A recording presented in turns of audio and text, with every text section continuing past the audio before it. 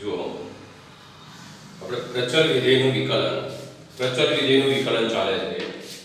એમાં બે વિધેય આપ્યા હોય x બરાબર ft અને y બરાબર gt. આનું t પ્રત્યે પહેલા વિકલન કરી dx by dt શોધવાનું. આનું t પ્રત્યે વિકલન કરી dy by dt શોધવાનું. હવે dy by dx બરાબર dy upon dt ભાગ્યા dx by dt. dy by dt એટલે આ g dash t, dx by dt એટલે આ f dash t, જ્યાં આ છેદ નોટ ઇક્વલ ટુ 0 આવું લખવાનું. અહીં ધારો કે ના લખવું હોય અહીં, તો એ અહીં નોટ ઇક્વલ ટુ 0 છેદમાં આવવાનું છે, એટલા માટે અહીં લખી નાખો તો એ ચાલે. કઈ રીતનું? તો આપણે 1 થી 6 દાખલા ગણ્યા, 1 થી 5 દાખલા ગણ્યા પ્રચલ વિધેયના. છઠ્ઠો દાખલો જો, છઠ્ઠો દાખલો x બરાબર a theta minus sine theta, y બરાબર એ 1 પ્લસ કોસ થીટા, તો dy બાય dx શોધો.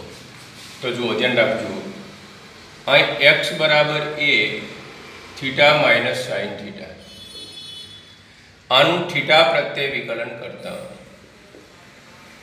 dx બાય d થીટા એ અચળ છે એમનું એમ, ગુણાકારમાં અચળ હોય એટલે એમનું એમ, થીટાનું 1 થાય થીટા પ્રત્યે અને સાઇનનું કોસ થાય, છેદમાં આવવાનું છે એટલે નોટ ઇક્વલ ટુ 0 લખી નાખશું આપણે.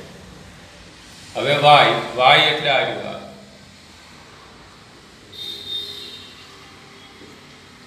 આનું થીટા પ્રત્યે વિકલન કરતા dy બાય d થીટા,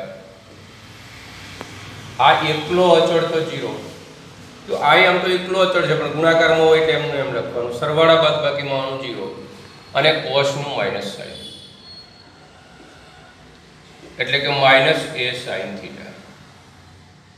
હવે ત્રીજું stage, dy by dx dy by d theta upon dx by d theta.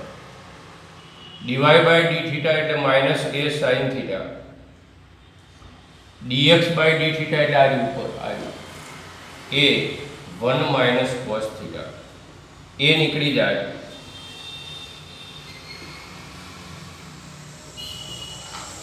આ સાઇન થીટાનું સૂત્ર 2 sine theta by 2 cos theta by 2 અને 1 માઇનસ કોસ એટલે 2 સાઇન સ્ક્વેર, 1 માઇનસ કોસ એટલે 2 સાઇન સ્ક્વેર. આ સૂત્ર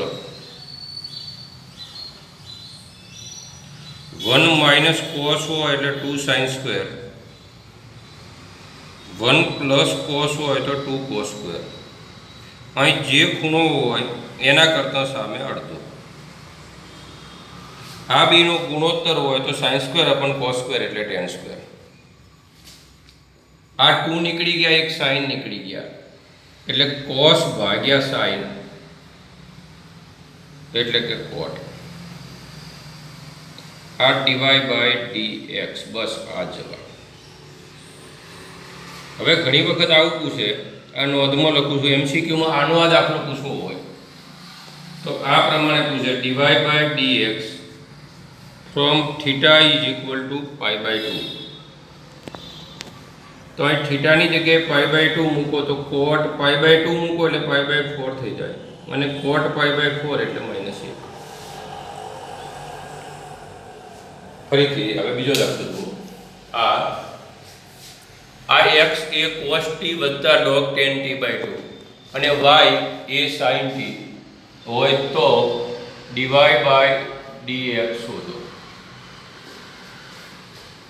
તો પહેલા આપણે આ x લખ્યું, આનું t પ્રત્યે વિકલન કરું છું, dx બાય dt કોસનું માઇનસ સાઇન, કોસનું માઇનસ સાઇન. હવે આનું જુઓ, આટલે પહોંચ્યા, આટલે આ લોગનું 1 અપન જે હોય 10, આ લોગનું કર્યું, હવે 10 નું sec સ્ક્વેર, આ 10 નું sec સ્ક્વેર, આ 10 નું કર્યું, હવે t નું 1 એટલે 1/2, t નું 1 થાય એટલે 1/2.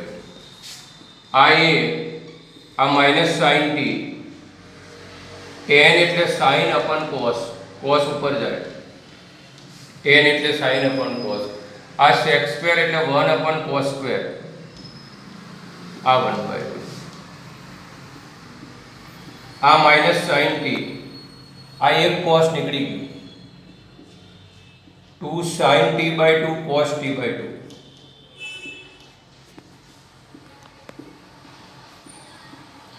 આ સૂત્ર છે sin t નું, sin t એનું સૂત્ર છે. હવે આ sin t લસા આવે માઇનસ sin સ્ક્વેર પ્લસ 1 અને 1 માઇનસ sin સ્ક્વેર, આવું સીધું મેં લખ્યું, આ 1 minus sin square, 1 minus sin square એટલે cos સ્ક્વેર થાય, આ dx/dt આ નોટ ઇક્વલ ટુ 0 છેદમાં આવવાનું છે એટલે એક ભાગ બચ્યો. હવે y, આ y એ sin t, આનું t પ્રત્યે વિકલન કરતા dy/dt sin નું cos, sin નું cos. હવે આપણે dy/dx શોધવું છે,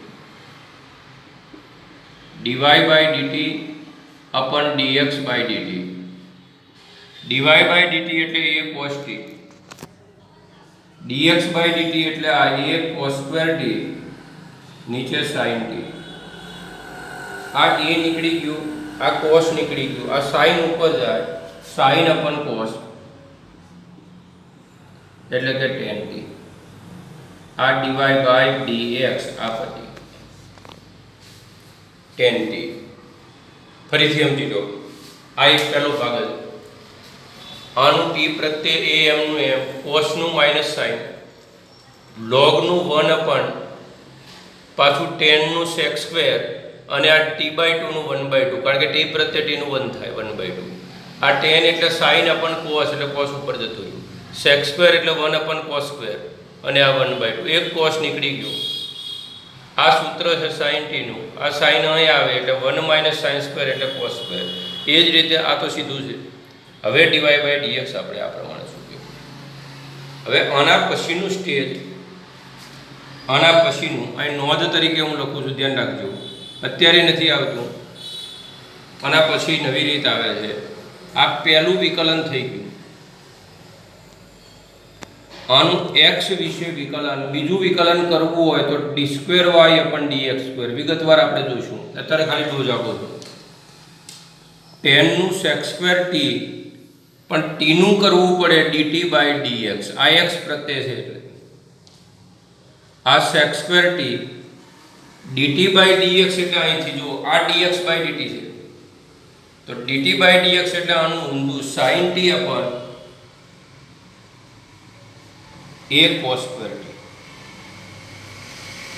એટલે કે 1 upon a sec ની 4 ઘાત into sin t d2y. આગળ જતા આનો જ દાખલો છે ટૂંકમાં, કોમન છેલ્લા સ્વાધ્યાયમાં, પણ d2y/dx² શોધો એવું લખેલું હશે અહીં આગળ, તો એ આટલું તો કરવાનું, પછી આ વધારાનું આટલું કરવાનું. એના પછી અહીં આગળ આવી ગયો, આ આગળ આવી ગયું છે, સીધું જ છે આ dy/dx. તો ધ્યાન રાખજો, આ x બરાબર a sec થીટા, આનું થીટા પ્રત્યે a અચળ એમનું એમ, sec નું sec into tan, બસ પતી. હવે y બરાબર b tan થીટા, આનું થીટા પ્રત્યે dy/d થીટા, b m નું m, tan નું sec સ્ક્વેર થીટા. હવે dy/dx એટલે dy/d theta upon dx/d theta, એટલે ઉપર b sec સ્ક્વેર, નીચે a sec tan, આ એક sec નીકળી જાય એટલે ઉપર b sec વધ્યું, નીચે a tan વધ્યું. આ sec એટલે 1 upon cos, tan એટલે sin upon cos, cos ગયા, sin ને ઉપર લખો એટલે cosec થઈ જાય, sin ઉપર એટલે cosec. હવે બીજી રીતે કરવું હોય તો અહીંથી ધારો કે કોઈને વળાંક લેવો હોય, અહીંથી વળાંક લેવો હોય તો આ રીતે લખી શકે, b આ sec થીટા એટલે અહીંથી કરતા બનાવો sec ને, તો x/a પક્ષમાંથી ભાગ્યા a, આ tan થીટા, tan એટલે અહીંથી y/b પક્ષ ઉપરથી, આ b ઉપર જાય એટલે b²x, આ a નીચે આવે એટલે a²y. આ જવાબ પણ ચાલે. વિકલ્પમાં ધારો કે આપવો હોય, આવો ન આપે તો એ આ લખી શકે. આ સમજો. હવે અથવા આનો આ દાખલો ગુડ વિધેયની રીતે વિકલન શોધો. આવું કે ગુડ વિધેયની રીતે ડીવાય બાય ડીએક્સ શોધો થીટાનો લોપ કરીને, આવું કે તો શું કરવાનું? તો જુઓ, અહીંથી સેકને કરતા બનાવવાનું x અપન a, અહીંથી ટેનને કરતા બનાવો તો y અપન b. હવે આપણને ખબર છે sec square minus tan square બરાબર 1. sec સ્ક્વેર એટલે આનો વર્ગ x square upon a square, tan square એટલે y square upon b square. બસ આ ગુડ વિધેય બની ગયું. હવે આનું વિકલન કરીએ. આ અતિવલયનું સમીકરણ છે. આનું x વિશે વિકલન કરતા આ a સ્ક્વેર અચળ એમનું એમ x સ્ક્વેરનું 2x થાય. આ b સ્ક્વેર અચળ છે y સ્ક્વેરનું 2y dy બાય dx અને આ 1 નું 0. આ સામેની સાઈડ જાય, આ સામેની સાઈડ તો 2x અપન a સ્ક્વેર બરાબર 2y upon b square dy by dx. આપણે dy બાય dx ને કરતા બનાવીએ. આ 2 2 ઉડી જાય તો આ b square x અપન a square y. આ પહેલો જવાબ. b સ્ક્વેર, આ b સ્ક્વેર x અને આ a સ્ક્વેર y. જો આ જે જવાબ આવ્યો આમાં પહેલો આવ્યો. આ જો આગળના b સ્ક્વેર x ને a સ્ક્વેર y, આ જવાબ છે એ આમાં આવ્યો. હજી ધારો કે આગળ આમાં જવાબ લાવવો હોય તો x ની કિંમત, x એટલે આ પક્ષ ઉપરથી જોવા છે a sec થીટા અને y ની જગ્યાએ b tan થીટા લખવાનું. તો આ x ની જગ્યાએ a sec થીટા, y ની જગ્યાએ b tan થીટા. અહીં b નીકળી જાય, a નીકળી જાય એટલે એક b વધે, અહીં a એક વધે. sec એટલે 1 અપન cos, tan એટલે sin અપન cos. cos cos ગયા, આ sin ને ઉપર લખવું હોય તો cosec. આ બીજો જવાબ b by a cosec theta. જો આગળ આ હતો b by a cosec theta. આ આપણે થીટાનો લોપ કરી અને પછી કર્યું આ સીધું પ્રચલની રીતે. ગમે તે રીતે પરીક્ષામાં કંઈ કહે નહીં તો ગમે તે રીતે લખી શકાય. ધ્યાન રાખજો.